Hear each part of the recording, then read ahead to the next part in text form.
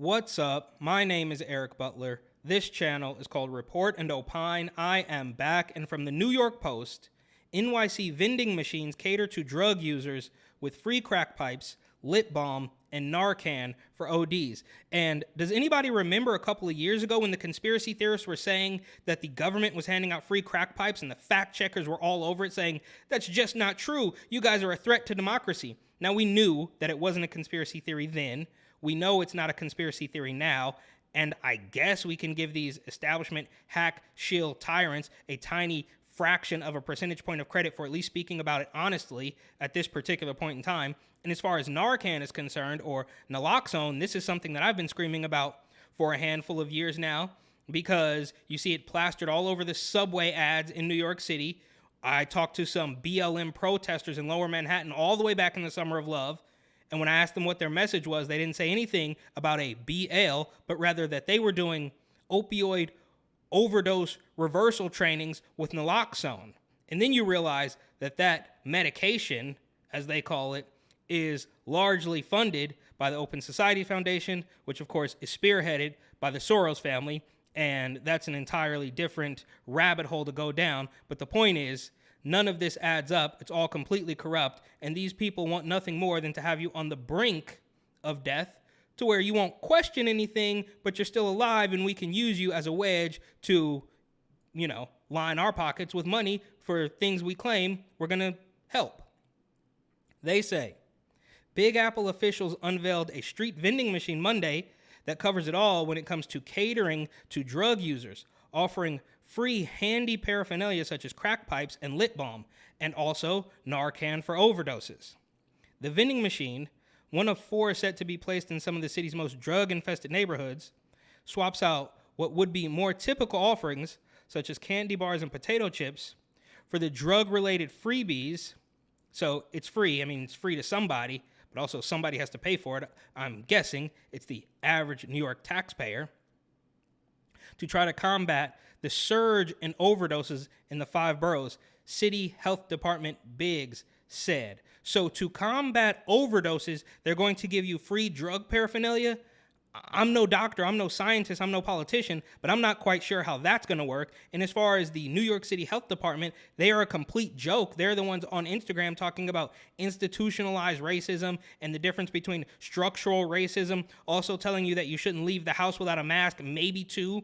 Of course, you have to get 2, 3, 4, 5, 6 shots. You can't even go to Applebee's without proof of that, or you couldn't at one point in time, of course. And those are the same people that are now telling you that you can use dope safely if you get a test strip and some Narcan from a vending machine. So you were trying to scare people to death because the fresh air, or I guess if we're talking about New York, it's probably not fresh air, but the air outside their door was deadly. But now you can use dope safely. And this is the same organization, the same people who also about a year ago, right? Last Pride said that you don't really have to worry about the primate pox, but if you do have a couple sores, just make sure you throw a Band-Aid on top or wear long sleeves or jeans, even though we know that those sores aren't really showing up on your forearms or on your lower legs. They're showing up in much more high traffic areas for that particular population that we know was being affected by that disease. But of course, that is another point. That is another story, and I digress. Moving on. Every 3 hours, we're losing a New Yorker to drugs, and it looks like 2022 is on track to be our highest year ever in overdoses. I would bet higher than Rona, just like in San Francisco, but they don't want to talk about that either. Health and Mental Hygiene Commissioner Ashwin Vasan said, completely corrupt hack, at a press conference next to the First Machine, which is parked near a nonprofit aimed at offering housing and other support for those in need. And I can almost be certain that very few, if any, people are actually getting the help that they need outside of that nonprofit where these bureaucrats are lining their pockets. We have a rising tide of fentanyl, and now we have other substances entering our drug supply, which is really putting us behind the 8 ball. So there's a rise in fentanyl, but you don't want to talk about where that might be coming from, who's bringing it, or how to stop it, because that would all be considered racist. So your solution is to give out free drug paraphernalia. I mean, give me a break, bro. Anybody who looks at this and thinks that these people have their best interest in mind is absolutely insane. And I can also assume that most of the dope fiends who are self-vaccinating underneath the Williamsburg Bridge aren't listening to you at all. He specifically noted the increasing presence of xylazine, a veterinary drug known as tranq, or the zombie drug that can leave users in a catatonic state with conditions that eat their flesh off. Yeah, so that's the new thing. Fentanyl was a very 2021. Tranq is the new thing. We're looking to stock these vending machines with those test strips as well. So this man wants to put dope test strips into a vending machine that junkies can get for free. And my question is, does anybody in their right mind actually think that a dope fiend is going to test his drugs for fentanyl before he uses it? And if he does that test turn positive and there might be something in there that he doesn't want, so he's going to back off and say, you know what, I guess I'm not going to get high today, or I'm going to go spend double the money, go back uptown and see Martinez to get me something that's not tainted? Does anybody think that's even remotely realistic? Give me a break. The machine looks like a typical snack vending contraption, but is stacked with what health officials say are potential life-saving tools instead. And here we go, par for the course. Every single thing with these people is always life and death. As we know, if you didn't wear a mask, life and death. If you didn't get the shot, life and death. If you want to drive a truck, life and death. If you don't let your children mutilate their bodies because they saw a video on TikTok or some creepy teacher confuse them, is all life and death. It's absolutely ridiculous. And they do that, of course, because they can't argue any actual points. So they just scare people into submission by saying, if you don't do what we say, if you don't okay what we want to do in this city, then somebody's going to die. And I think if you look at comments on articles like this, or if you look at comments on Instagram, most people can see through it, but that's the war that we're in. They're going to push it anyways, even though they know in New York City, and I'd guess even in San Francisco or Los Angeles, most people can see through it, but they just don't care. They don't care what you think. Ask Katie Hobbs, right, governor of Arizona, who said she wasn't going to debate because, Carrie Lake is an election denier. What that really means is we know the machine's going to go to work for us, and we don't care what you think. We're taking power either way. But I've gotten off track once again. I digress. Moving on. The available goods include the overdose-busting drug naloxone, commonly known by the brand name Narcan, drug test strips that detect fentanyl, and safer smoking kits, complete with a heavy stem pipe, mouthpiece, and lip balm that can be used to smoke crack and crystal meth. So at this rate, it's only a matter of time until they have a vending machine that will actually give you the drugs. Of course, that won't be free. And I've said for a very long time now that I think some of these politicians have their hand in the drug trade. Why are they constantly giving out free needles? Why are they giving out free drug paraphernalia? Why do they love sanctuary cities so much? Right? Why are they doing all that stuff? Why are they so keen on making sure that you know how awesome Narcan is? Is because either way, they are going to be able to line their pockets somehow, allegedly. I don't know, can't prove it, right? But they're letting these illegals pour in. Now, of course, they're a little bit taken aback by it now. And Mayor Eric Adams is saying that we should put them into private residences, which does make perfect sense because that's exactly what you guys asked for. But it's just funny that there's really no way to believe that these people aren't profiting from this drug trade. Right? So if the drugs flow in, then they can get some money, like, say, cartel Katie Hobbs, right? Who knows what kind of backdoors they're doing there.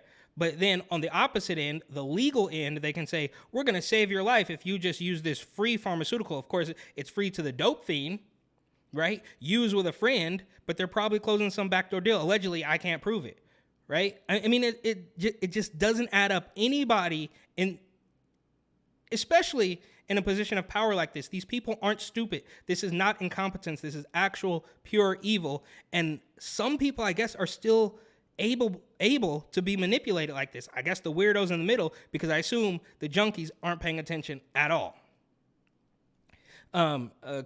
Complete with heavy stem pipe, mouthpiece, lip balm. Okay, crack and crystal meth, and that's not even considering the fentanyl and the tranq and all this other disgusting stuff.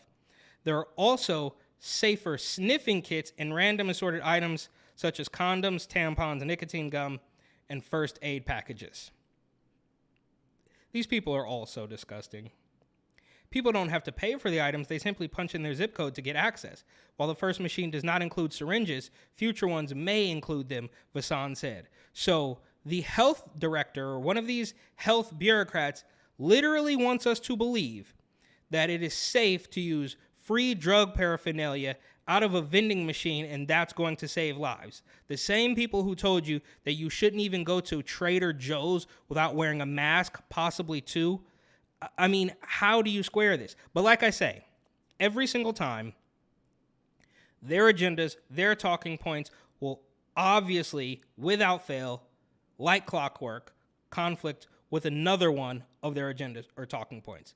So, I mean, you can even use the open border, right? I mean, they're telling you that you can't get on the train, you can't go to a restaurant, you can't go to the movies, you can't go to the gym, right? Let us never forget that. They told you all that stuff while leaving the border wide open. They told you that was not safe. You were going to kill grandma, but you can shoot dope under the bridge. I mean, it just doesn't make sense. The machines, which will cost $11,000, will be installed in areas most plagued by drug overdoses. Makes sense, right? Where most of the junkies, we're going to give them more stuff so they can shoot more dope. Save them a couple bucks so they don't have to steal more stuff from Walgreens to buy another needle. This is an important arrow in our quiver, Vassan said of the vending machines. It's not the be-all and end-all solution, but it is an important tool that says to New Yorkers, hey, we're going to bring the tools that saves lives to you. Yeah, of course. Like clockwork, we're going to save your life. That's all. They are going to constantly tell you that whatever it is they are pushing for is going to be life-saving. You would die without them. And I'm sure they wouldn't mind that. Officials first announced early last year that they were moving ahead with the pilot program as drug overdoses spiked in the city. According to Big Apple data, 2021 was a record year for fatal overdoses in the 5 boroughs with 2,668 drug deaths. And there it is. Oh my God. How despicable are these people, bro? This is insanity. And this is all happening as Eric Adams is basically saying that he wants to house migrants in people's private homes, which, like I said, makes sense. Where else are they supposed to go, right? The meme, I guess it's not even a meme, it's videos. There's a video that went hugely viral of some guy walking around at this, illegal immigration protest or whatever it is. Oh, will you sign my petition to house an illegal immigrant? And they're like, oh, yeah, well, actually, no, I can't. I don't have space. So here they are. It's at your front door. And, I mean, it's like if somebody showed up at your apartment or your house and you didn't have the space for them, you didn't ask for them, I think it's actually pretty courteous that you get them an Uber that takes them to a place or a house that is looking for company, because that's basically what happened as far as, Texas, Arizona, and Florida. But, of course, that's another story. Moving on. Although 2022 numbers have not been completely compiled, health officials say the yearly figure is expected to eclipse the 2021 record.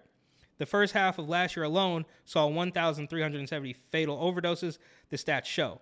Again, these people, they don't want the overdoses. They want you right there on the brink, where you're obviously not going to question anything they do, and you're going to be very thankful for the weirdo crumbs and free paraphernalia that they throw you.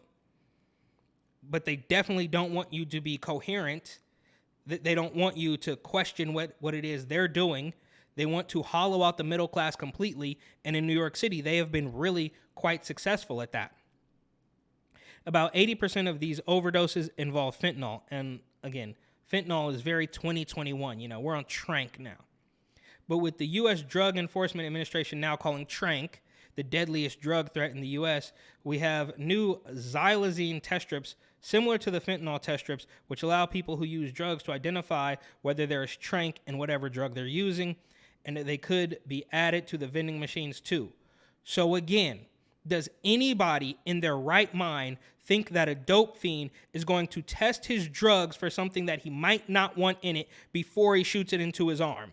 And if that test is positive for what he doesn't want in it, he's going to drop it and say, you know what, I'm not going to get high today.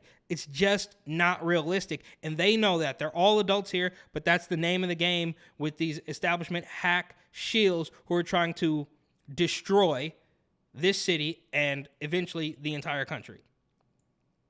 While the anti-drug vending machines will be new to New York City, How on earth, and shout out the New York Post, they usually do pretty good work, but how on earth are you going to, how in the world are you going to call this an anti-drug vending machine? If anything, it is a pro-drug vending machine, right? Nobody who's not on drugs is going to go anywhere near this. You could call a regular soda machine an anti-drug vending machine.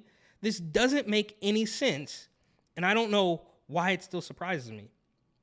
Vasan said they have already been installed elsewhere, including Philadelphia and Nevada. Yeah, great. Look to Philadelphia, the biggest zombie city possibly in the entire country. Look to them as your example. Give me a break. And in Australia and Denmark and Europe. The answer to the opioid crisis is more. The commissioner said more tools, more education, more harm reduction, more stigma busting, more treatment, more harm reduction. Giving people free drug paraphernalia from a vending machine is harm reduction, according to this guy. And these are the same people who told you what to do and not do during Rona. How in the world can these people possibly be trusted? They couldn't be trusted 3 or 4 years ago. Certainly not now. And if you can't see the game they're playing, then I don't know what to tell you. It's so obvious. It's so obvious that I guess people would say, well, that couldn't be, right? I mean, it's just so in your face, and they think you're so stupid.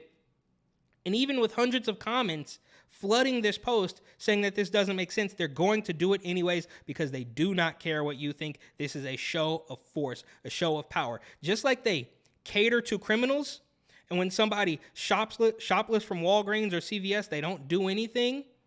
Now the dope fiends are being catered to, right? So if you shoplift from Walgreens on a daily, you might get caught once and you're going to be out in a matter of hours.